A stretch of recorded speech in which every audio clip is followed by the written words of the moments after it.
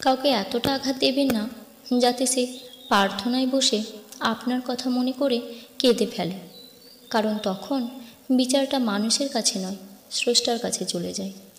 কারোর হাত ধরার আগে 100 বার নয়, 1000 বার ভাবুন সেই হাত দুটো ধরে রাখার ক্ষমতা আপনার সারা জীবন থাকবে কিনা। কিছুদিন পর পরিবারের দোহাই দিয়ে কিংবা অন্য কোনো অজুহাত দেখিয়ে হাত দুটো ছেড়ে দিয়ে নিজেকে প্রতারকের পরিচয় দেবেন না। মিথ্যে আশা দেখিয়ে কারোর কাছে কিছুটা সময় ভালো থাকার চেয়ে কোনো আশা না দেখিয়ে কারোর কাছে সাধারণ হয়ে থাকা অনেক ভালো। অন্তত গর্ব করে বলতে পারবেন কেউ কখনো আপনাকে বেঈমান বলেনি। আপনার সামর্থ্য অনুযায়ী কাউকে ভরসা দিন কিংবা পাশে থাকার প্রতিজ্ঞা করুন। আকাশকুসুম স্বপ্ন দেখিয়ে নিজেকে ব্যর্থতার পরিচয় দেবেন না। যেটুকু পারবেন সেটুকুই বলুন।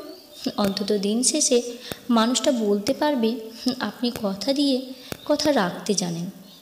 যে মানুষটা আপনার সাথে ভালো নেই কিংবা আপনি তাকে ভালো রাখতে পারছেন না, তার জীবন থেকে বিনয়ের সাথে সরে আসুন। অন্তত এতে আপনার আত্মসম্মান ক্ষুণ্ণ হবে না। জোর করে কারোর সাথে থাকতে নেই কিংবা জোর করে কাউকে ধরেও রাখতে নেই। কারোর মন রক্ষার জন্য কখনো নিজের ইচ্ছার বিরুদ্ধে কিচ্ছু করতে যাবেন না।